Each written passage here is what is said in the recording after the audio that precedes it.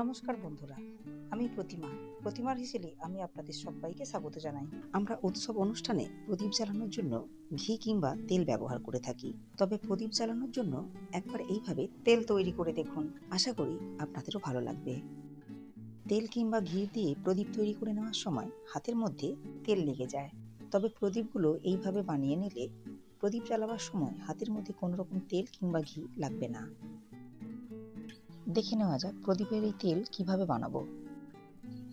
দেখুন, তেল বানিয়ে নেওয়ার জন্য গ্যাস ওভেনে একটা পাত্রের মধ্যে দিয়ে দিলাম 3টি মোমবাতি, দিয়ে দিলাম 1 কাপ সর্ষের তেল। মিডিয়াম ফ্লেমে তেল খুব ভালো মতো গরম করে নিতে হবে। তেলের মধ্যে দিয়ে দিয়েছি সামান্য পরিমাণ কর্পূর। দেখতেই পাচ্ছেন তেল গরম হওয়ার সাথে সাথে মোমবাতিগুলো গলে গিয়েছে। এখন মোমবাতির সুতোগুলো তেল থেকে উঠিয়ে নিতে হবে। দেখুন, তেল তৈরি হয়ে গিয়েছে। অন্যদিকে প্রদীপগুলো তৈরি করে নিতে হবে। দেখুন, এখানে কয়েকটা প্রদীপ নিয়েছি, আর নিয়েছি কিছুটা পরিমাণ তুলো। অল্প পরিমাণ তুলো দিয়ে প্রদীপের সলতে বা পোলতে তৈরি করে নিতে হবে। দেখুন, আমি এভাবে লম্বা করে পোলতেগুলো তৈরি করে নিচ্ছি।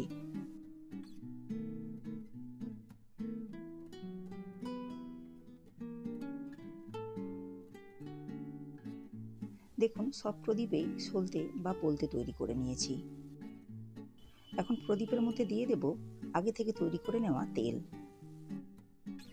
তেল ও মোম গরম করে নেওয়ার পর 2 থেকে 3 মিনিটের মধ্যেই কাজটা করে নিতে হবে, তা না হলে তেল ও মোম জমে যাবে। দেখুন, প্রথমে অল্প অল্প তেল দিয়েছি, তারপরে আবারও অল্প অল্প করে তেল দিয়ে প্রদীপ ভরে নিতে হবে।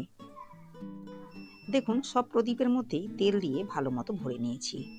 এখন তেলটা জমে যাওয়া পর্যন্ত অপেক্ষা করতে হবে। এর জন্য 15 থেকে 20 মিনিট রেখে দিতে হবে। দেখুন, 15 থেকে 20 মিনিট পর তেল ও মোম খুব ভালো মতো প্রদীপের মধ্যে জমে গিয়েছে। এভাবে প্রদীপগুলো যদি আগে থেকে তৈরি করে নেওয়া যায় তাহলে বেশ ভালো হয়। তবে সর্ষের তেলের পরিবর্তে গাওয়া ঘি ব্যবহার করে নিতে পারেন। প্রদীপগুলোর উপর অল্প করে ফুলের পাপড়ি দিয়ে সাজিয়ে নিচ্ছি। আপনারাও একবার বাড়িতে এইভাবে বানিয়ে দেখুন, আশা করি ভালো লাগবে। আমার আজকের এই ভিডিওটি ভালো লাগলে লাইক ও শেয়ার করবেন। ভিডিওটি ফেসবুক থেকে দেখলে পেজটিকে ফলো করে নেওয়ার অনুরোধ রইল। ইউটিউব থেকে দেখলে চ্যানেলটাকে সাবস্ক্রাইব করে পাশে থাকা বেল আইকনটি প্রেস করে নেওয়ার অনুরোধ রইল। এতে করে চ্যানেলে নতুন ভিডিও আপলোড করার সাথে সাথে নোটিফিকেশন পৌঁছে যাবে আপনার কাছে। ভালো থাকবেন, সুস্থ থাকবেন। ধন্যবাদ।